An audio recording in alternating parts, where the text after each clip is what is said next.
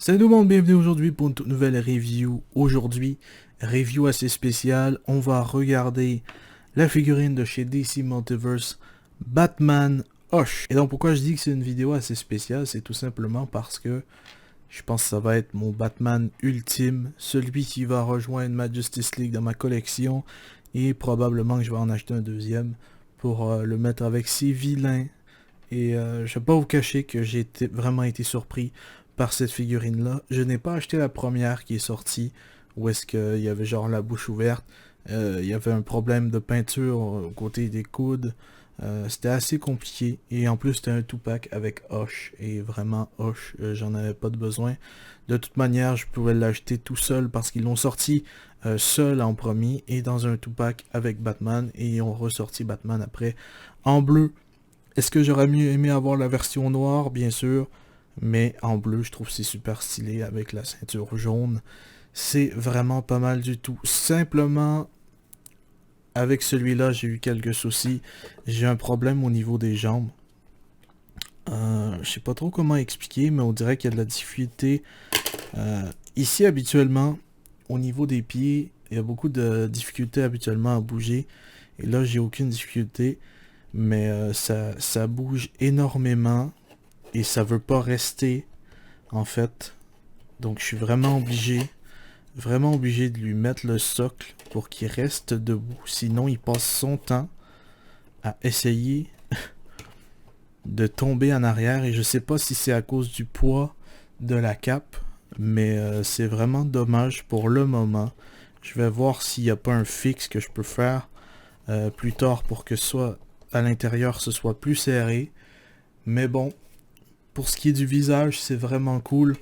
Bouche fermée, très sérieux. Vraiment la bonne expression. Niveau articulation, niveau des jambes, c'est... Voilà quoi. Ça bouge beaucoup. Euh, il peut kicker quand même assez haut, malgré qu'il porte son genre de slip au-dessus. Niveau articulation des bras, ça monte pas mal. Et en plus, ça reste en place. Ça fait pas comme Lobo qui perd constamment son bras. Et surtout ici, j'ai eu aucune difficulté à le bouger. Donc ça, c'est vraiment nice.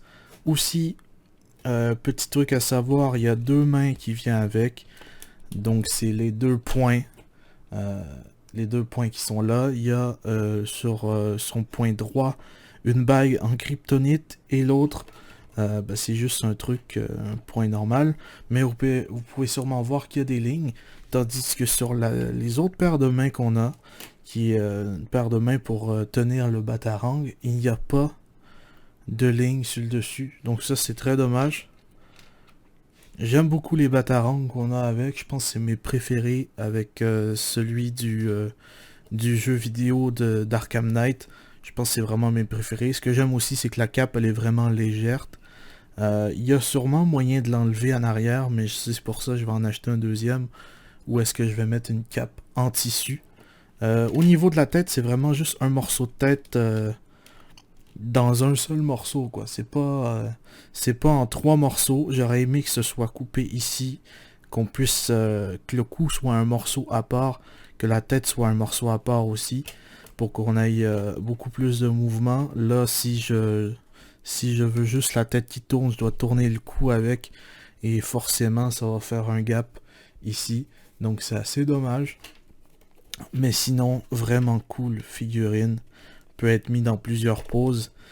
Et ouais, c'est vraiment pas mal. Encore une fois, j'ai de la difficulté avec les pieds pour les faire tenir. Mais en fait, c'est juste McFarlane tout court. Depuis le début de que j'achète des figurines de chez McFarlane, j'ai de la difficulté à faire tenir certaines figurines.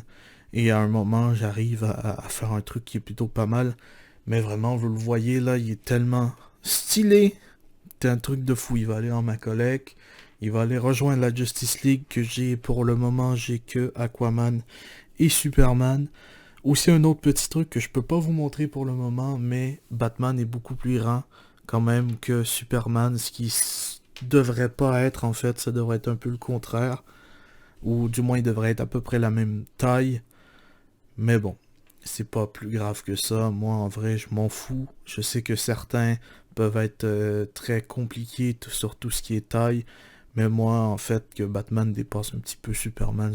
Mais bon, j'avais vraiment hâte que cette figurine-là sorte. Et puis, elle est enfin sortie. Vraiment, vraiment cool. Un style assez, assez unique avec la cape aussi, qui est pas dérangeant. On peut le mettre en plusieurs poses et puis la cape va pas déranger.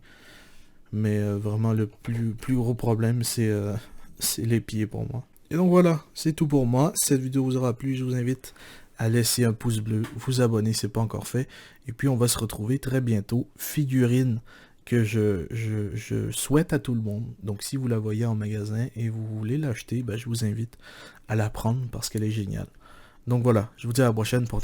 Portez-vous bien tout le monde. Peace!